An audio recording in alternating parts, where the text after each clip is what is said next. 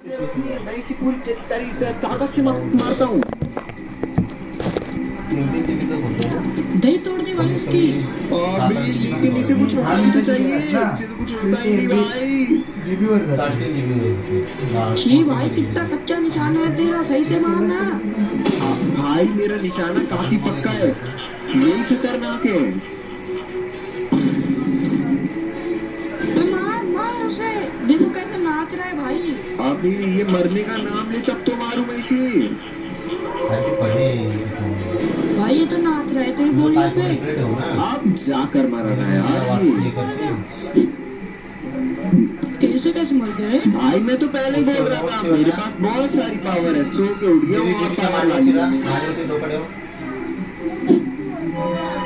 भाई मजा आ गया भाई इसको मार के। चलो अभी माइनिंग पे चलते हैं। हाँ भाई मजा तो मुझे भी बहुत आया। और अब चल माइनिंग करके ना एक काम करते हैं, एक और। अबे इतना प्यारा डायमंड हाउस ले लूंगा मैं। अबे ये तो मेरा है, चल बे मेरा है तो मैं तोड़ूंगा इसे। अबे टूट क्यों नहीं रहा, टूट क्यों नहीं रहा ये। अबे नहीं, लालच बुरी वाला। संपला तुमने तू लाव ना कुठे गेलो। चलो यार जल्दी जल्दी लगा देता हूँ। और आज तो वैसे भी भाई आज बहुत अच्छा दिन है। आवडतं मला देवा चेंज किया दूसरे वाले हाउस को देख के। ये तो एकदम क्रेजी घर है यार। और चल यार आज इसी बात पे चल माइनिंग करने चलते हैं। भाई एकदम तगड़ी माइनिंग, डायमंड वायमंड सब निकालेंगे। और भाई मुझे पता चला रूबी ब्लॉक नाम का ब्लॉक आया है कोई। भाई सच्ची तू तो स्कैमर है भाई, तू तो झूठ ही बोलता है। अभी भाई लेकिन आज सारे डायमंड मिलेंगे ना, मैं सिर्फ तुझे दूंगा। हे 3 आकड्यामध्ये ठीक है भाई, अब तो तेरे पे भरोसा है यार। चल भाई चल मेरे मजदूर 3 माइनिंग आकड्यामध्ये कर। आले ते अभी भाई अभी यहाँ पे मुझे तुझे झापड़ मार के दबा दूंगा। अबे हो ज्यादा ना बोल, चुपचाप माइनिंग कर ले मजदूर। अबे ये कौन सी चुड़ैल है भाई? अबे ये क्या कर रही है ये चुड़ैल। काला जादू। ओ भाई और भाई ये इसने ममकिन हेड क्यों लगाया है। वही तो। अबे पागल वागल तो नहीं हो गई? अबे मुझे लगता है ये किसी को समन करना चाहती है। अब तो भाई मेरे को लगता है ये बंगाली चुड़ैल है भाई, काला जादू कर रही है। और भाई ये देख कितना ज्यादा बड़ा है ये। मेरे को तो लगता है ये कोई जंगली आयरन गोलम आने वाला है। अबे मुझे भी लगता है कोई बंदर गोलम आएगा क्या। अबे छोड़ यार माइनिंग पे चल। हाँ भाई हाँ, चलो छोड़ो। अरे भाई क्या करते थे? कोई गुफा सी है छोटी सी। काय अब करते भाई हैं इस छोटी सी गुफा में छोटा छोटा आयरन। जब उस जगह पर बीच ने नॉर्मल चीज नहीं बनाई थी, उसने समन किया था तो फिर पापा दिन को ये था फिर पापा दिन राक्षस। अरे यार आज तो मुझे बहुत अच्छा सामान मिला यार। भाई इतनी माइनिंग मजे आ गया भाई, इतने आयरन से तो मैं अंबानी बन जाऊंगा। अबे लेकिन इतने समय के बाद मुझे डायमंड मिला। अबे भाई इसको देख के तो आंसू आ गए। अरे भाई मेरे को भी दे दे यार, भाई नहीं है भाई, भाई नहीं है। अरे इतनी मुश्किल से मिले। अच्छा कोई बात नहीं, 2 तेरे को दे दूंगा, 1 रख लूंगा। हाँ भाई ये हुई ना भाई वाली बात। चल चल यार अब घर चलते हैं, नहीं तो शाम हो जाएगी। चलो हम चले चले हम चले। अभी हाँ चलो यार ये वाली। जब वे आ चुके थे बिर पापा दिन से मिलने, और वो उसे बड़ा कर देती है जिससे वो शिन बिर बन जाए।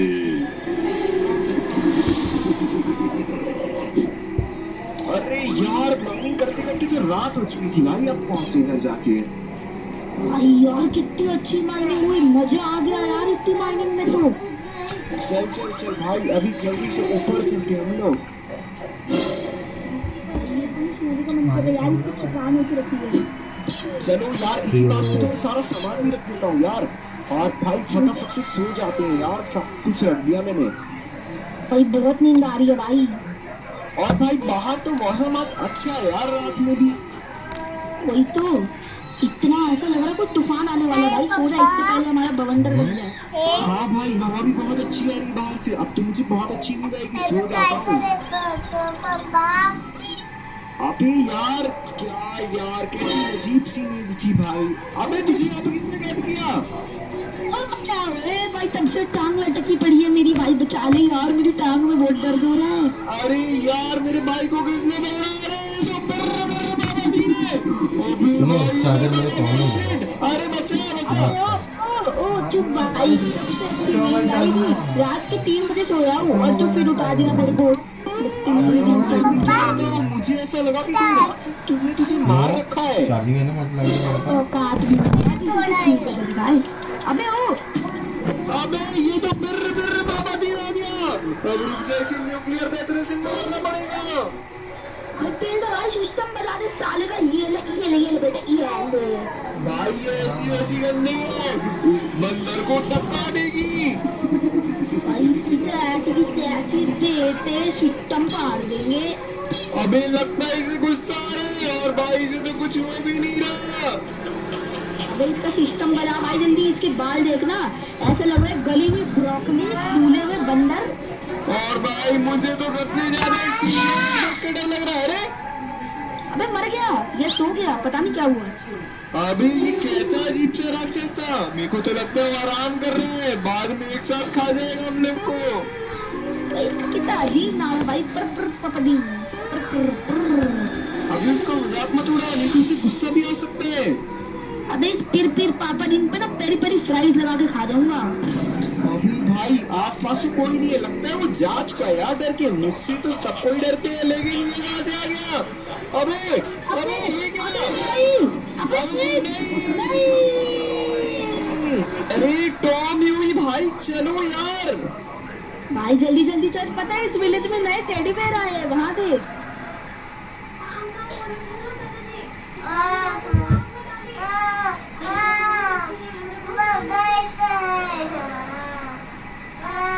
साकते नको।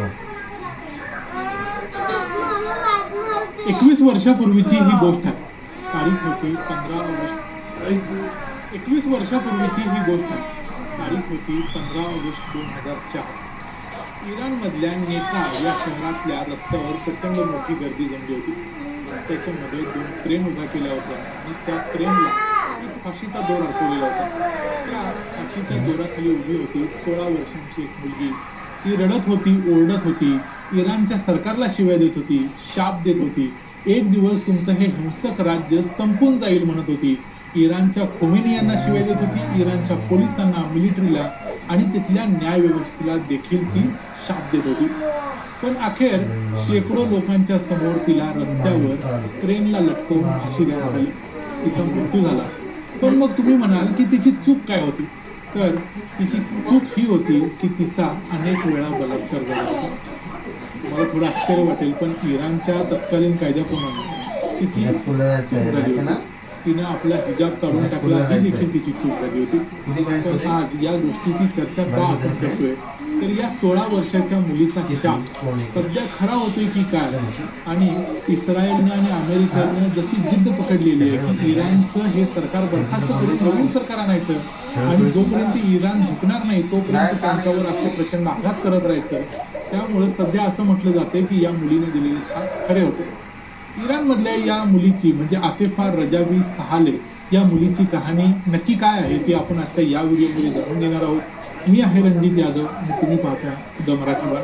21 सप्टेंबर 1987ला इराणमधल्या नेका या शहरात आतिफा रजावीचा जन्म झाला. ती लहान असतानाच तिची आई आणि वडील एकमेकांपासून विभक्त झाले. ती 5 वर्षाची झाल्यानंतर तिच्या आईचा अपघातात मृत्यू झाला. वडील ड्रग्सच्या व्यसनाला लागलेले असल्यामुळे ते असून देखील नसल्यासारखेच होते. तिच्या भावाचा देखील लहानपणीच मृत्यू झाला. तिच्या म्हाताऱ्या आजी आजोबांच्या बरोबर ती राहायची, पण आजी आजोबा अगदीच 80 वर्षापेक्षा जास्त वयाचे होते. त्यामुळं ती मोठी होत असताना तिच्याकडे कुणाचंच लक्ष नव्हतं. त्या काळात ती 13 वर्षाची असताना तिची एका मुलाबरोबर मैत्री झाली. तो मुलगा तिच्यापेक्षा वयानं जास्त मोठा होता. त्या मुलाच्या कारमधून ती एकदा फिरायला गेली असताना तिला पोलिसांनी पकडलं.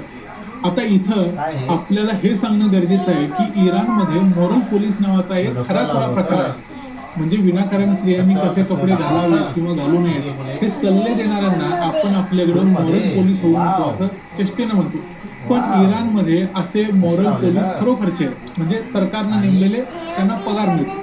रस्त्यावर फिरणाऱ्या बायका कशा फिरतात, कशा वावरतात, हिजाब व्यवस्थित घालतात का, चालताना कशा चालतात, लग्न झाल्यानंतर त्या आपल्या नवऱ्याबरोबर फिरतात की बिन लग्नाच्या दुसऱ्या बरोबर फिरतात, या सगळ्या गोष्टी बघायचा अधिकार या मोरल पोलिसांना असतो.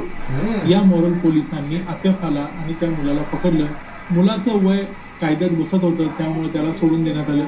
मुलीचं वय 13 असताना ती मुलाबरोबर फिरायला गेली म्हणून तिला कैद केलं गेलं. तिच्या म्हाताऱ्या आजी आजोबांनी अखेर तिला कसं बसं कस्टडीतून सोडवलं आणि घरी नेलं. घरी नेल्यावर तिला अक्षरशः 2 पायावर चालता येत नव्हतं. अशी तिची अवस्था त्या बलात्कारानंतर झाली होती. त्यानंतर देखील इराणच्या मिलिटरीतल्या अली दराबी नावाच्या एका एक्स सर्व्हिसमॅननं, जो तिच्या घराच्या अगदी शेजारीच राहायचा, त्याने देखील तिच्यावर अनेक वेळा बलात्कार केला. त्याची केस सुद्धा पोलिसात गेली, पण पुन्हा पोलिसांनी तिलाच अटक केली आणि तिलाच प्रश्न विचारले आणि पुन्हा एकदा तिच्यावर बलात्कार झाला. पोलिसांनी असं भासवण्याचा प्रयत्न केला की ही मुलगी स्वतःच मोरली करप्ट आहे, म्हणजे नैतिक अधपतन झालेली स्त्री आहे, त्यामुळं ती सगळ्या गोष्टींसाठी जबाबदार आहे आणि या सगळ्या घडामोडींसाठी ती जबाबदार असल्यामुळं तिला 15 वर्षाची असताना पुन्हा एकदा अटक करण्यात आली आणि तुरुंगात डांबण्यात आलं. नेका या शहरातल्याच कोर्टात मग तिची केस उभी राहिली. या कोर्टात हाजी रजाई नावाचे एक व्यक्ती होते, जे न्यायाधीश होते. त्यांनी तिची व्यवस्थित चौकशी केली आणि या चौकशीत तिनं न्यायालयात हे मान्य केलं की होय, तिच्यावर अनेक वेळा बलात्कार झाला होता. त्यातला एक बलात्कार तिच्यावर अली दराबी नावाच्या एका एक रिव्होल्युशनरी गार्डच्या अधिकाऱ्याने, मिलिटरीच्या अधिकाऱ्याने केला होता. नाही रे, याचा अर्थ न्यायाधीशांनी देखील असंच लावला जस्ट मोबाईल चार्जिंग लावलेला, बोल ना. प्रॉब्लेम आहे त्यामुळे, आणि तिच्या बाजूने लढणारं कोणी नसल्यामुळे दाजीबाला कसं मग दुसरी साईड असल्या तर प्रॉब्लेम होईल रे. गेलेल्या त्या मुलीनं 2 अँटेना टाकायचे, 2 अँटेना टाकायचे. फेकून दिला आणि पायातले बूट काढून त्या जज हा 12 फ्लोअरला त्याने रिपीटर लावलं नाही. तिथं जर रिपीटर त्यानं बंद केलं नाही ना, तिथं जर टाकायचे नाही झाले तर फक्त 2च अँटेना टाकायचे. आणि जर त्या रिपीटर बंद करून जर नेटवर्क असेल तर 12 फ्लोअरला 2 टाकायचे आणि 15 फ्लोअरला 2 टाकायचे. असं 10 मीटर आहे सर. उमेश परब आहे पुण्या, माहिती ना. साक्ष तयार केली, कागदपत्र तयार केली आणि तिचं वय 22 असं दाखवण्यात आलं. न्यायाधीश हाजी रजाई तिथे उपस्थित असलेल्या एका व्यक्तीने सांगितलं की त्यांनी तिच्या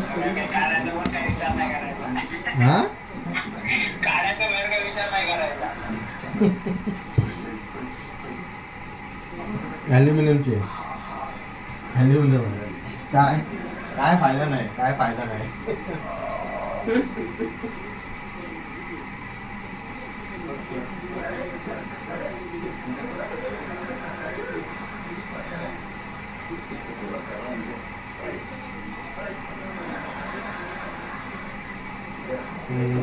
यार भी करनी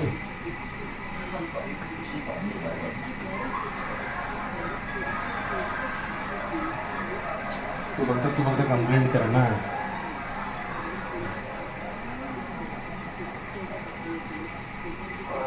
असं थोडी आहे. कर तुझ्या आईला. अच्छा तो ॲडिशनल झाला वर्ष ना.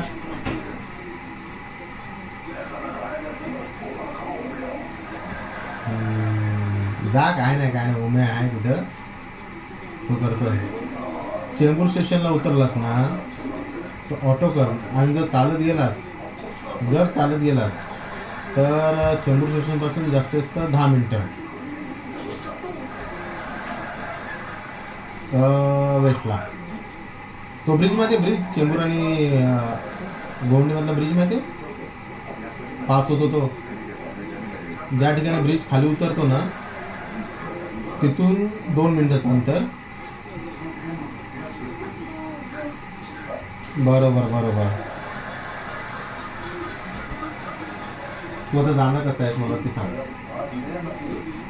घाटकोपरवरनं एक काम कर, शिवाजीनगरची बस पकड, पण शिवाजीनगरच्या अगोदरच उतर. हां जो बरोबर तो ब्रिज आहे ना, ब्रिज पास होतो ना. नाही चारी तो इथून इथून जातो तो स्टार्ट तिथून होतो, त्या जंक्शनच्या अगोदरपासून स्टार्ट होतो.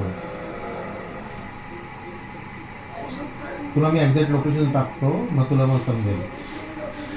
कोणती पण जर घाटकोपरवरून जात असता तर कोणती पण शिवाजीनगर बस पकड, पण शिवाजीनगर शिवाजीनगर नेरूळ ह्या कोणती पण बघा. उम्याला फोन कर, उमेश परबला आहे नंबर, थांब पाठवून ठेवतो मी नंबर. काय अरे जास्तीत जास्त 1-2 तासाचं जा घरी. 299 सिंगल. हां म्हणजे एक बाहेर आलेली केबल असेल ना, त्याला 2 मारायचा, 2 नाही तर तो कर मारायचा आणि आतमध्ये 2 टाकायचा. 299 टाकून द्यायचे, झालं काम. जर 12 फ्लोअरचं नाही झालं, 12 फ्लोअरवालं नाही दिलं तर 2 टाकायचे, आणि दिल्यानंतर 4 टाकायचे. 15व्या फ्लोअरला 2 टाकायचे आणि 12व्या फ्लोअरला 2 टाकायचे. तसं आता त्या ऑफिसमध्ये मला पण माहीत नाही काय ते, फक्त POP असेल ऑफिसमध्ये असेल तर POP असेल असं मला वाटतंय. हां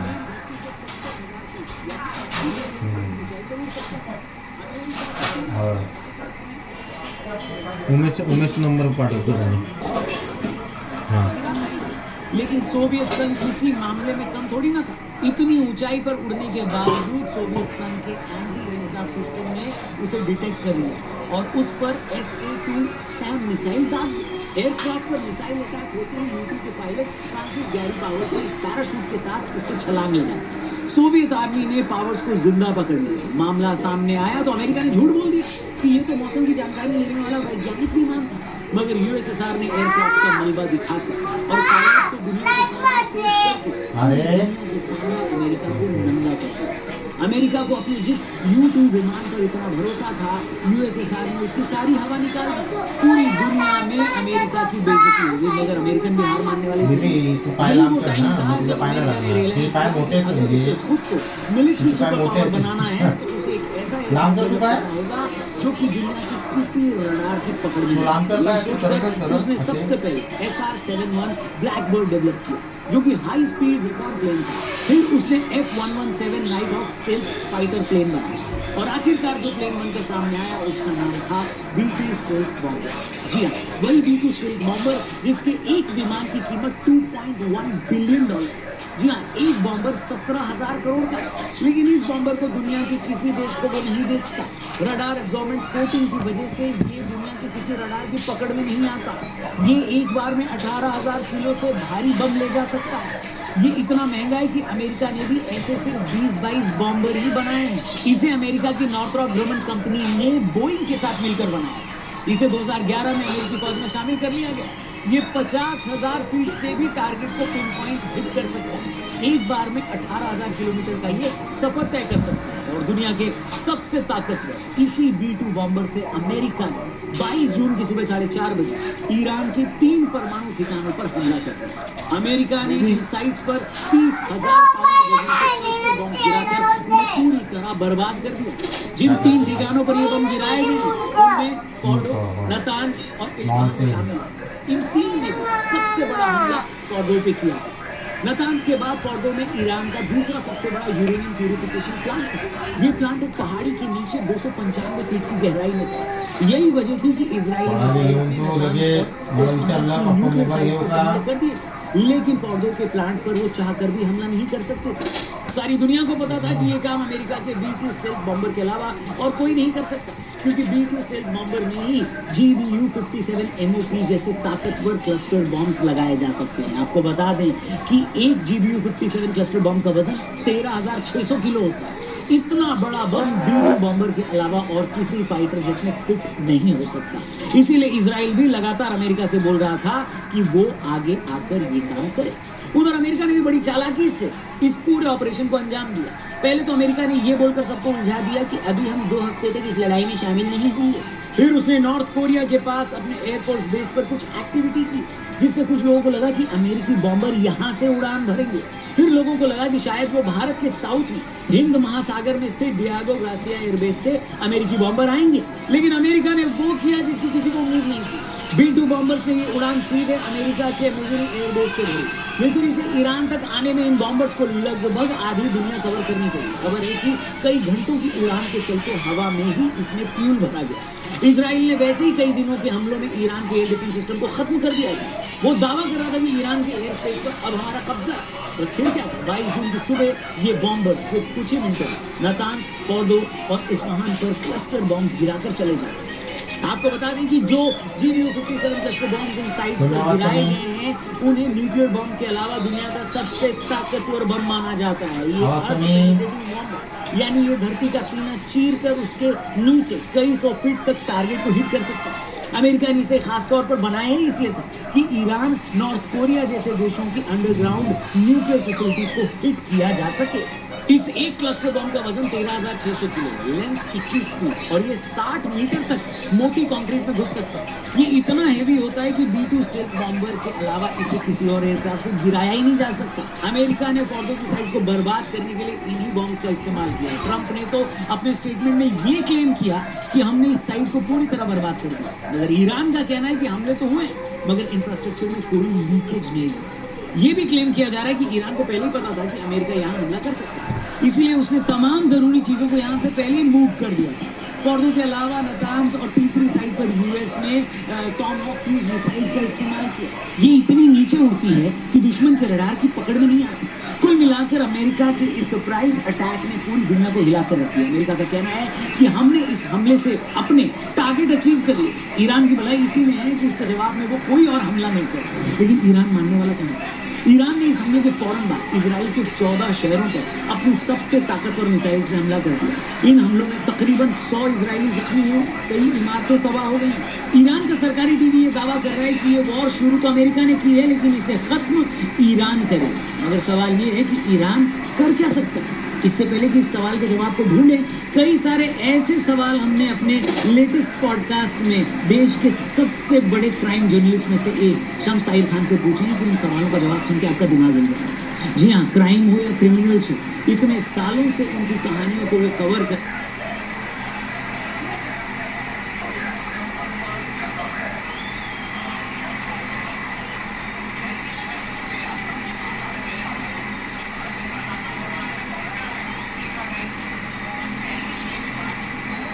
हेलो दोस्ती यार, कैसे हैं आप सब। तो आज मैं एक्सप्लेन करने वाला हूँ नेटफ्लिक्स के ऊपर रिसेंटली रिलीज करी गई एक बढ़िया हॉरर मूवी को जिसका नाम है 404 रन रन। ये एक थाई हॉरर मूवी है जिसको देखने में आपको काफी मजा आएगा। और रिसेंटली मैंने एक्सप्लेन किया है समैरा वीविंग की तरफ से आई एक बढ़िया मूवी को जिसका नाम है बॉर्डरलाइन। इनके साथ में मिस कर दिया है, जाकर देख लीजिए। रेडी और नॉट जैसी वाइब आपको आएगी। तो उसका लिंक आपको नीचे डिस्क्रिप्शन, पिन कमेंट दोनों में मिलेगा। तो चलिए अब बिना किसी देरी के चलते हैं सीधा वीडियो की तरफ।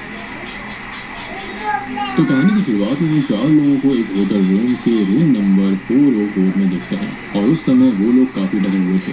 तभी उनको एक भूत के चिल्लाने की आवाज आती है जो कि उनसे गुस्से में उनकी प्रॉपर्टी को बर्बाद ना करने के लिए कह रही थी। अब इसी के साथ यहाँ से कहानी कुछ दिन पहले जाती है जहाँ पर हम नकरोब नाम के एक एजेंट को देखते हैं जो कि पुराने घरों को रेनोवेट करके उनको बेचने का काम करता था। काफी साधारण सा काम है, लेकिन वो ना कभी भी रियल वर्क ना करके हमेशा जुगाड़ पर चलता रहता। अगर साफ शब्दों में कहा जाए तो वो कस्टमर्स को चूना लगाता था। उसकी टीम के अंदर चोक, उसका बेटा स्वाकरोंग और नकरोब का भाई नमोन भी शामिल होते हैं। और आज भी वो जल्दी जल्दी एक प्रॉपर्टी को ऐसे ही रेनोवेट करके कस्टमर्स के आने का इंतजार कर रहे थे। यानी कि वो प्रॉपरली रेनोवेट नहीं करते, ऊपर से ऐसे ही बेकार सा काम करवा देते हैं ताकि कस्टमर्स को लगे कि सब कुछ ठीक है, लेकिन असलियत जो होती है वो कुछ ही दिन के बाद उनके सामने आया करती है। अब उनके आने पर नकरोब और उसकी पूरी टीम ऐसे सिचुएशंस बनाने में लग जाती है जिससे उन लोगों को प्रॉपर्टी को महंगे दामों में खरीदना पड़े, जिसमें शुरुआत में तो वो लोग कामयाब हो रहे थे, लेकिन काफी कोशिश करने के बावजूद भी फाइनली वो कस्टमर उस प्रॉपर्टी को नहीं खरीदते, जिससे कि नकरोब का काफी लॉस हो जाता है। वहीं नकरोब की गर्लफ्रेंड लिन इस चीज का इंतजार कर रही थी कि आज जब नकरोब प्रॉपर्टी को बेच कर आएगा तो वो उसको शादी के लिए प्रपोज करेगा।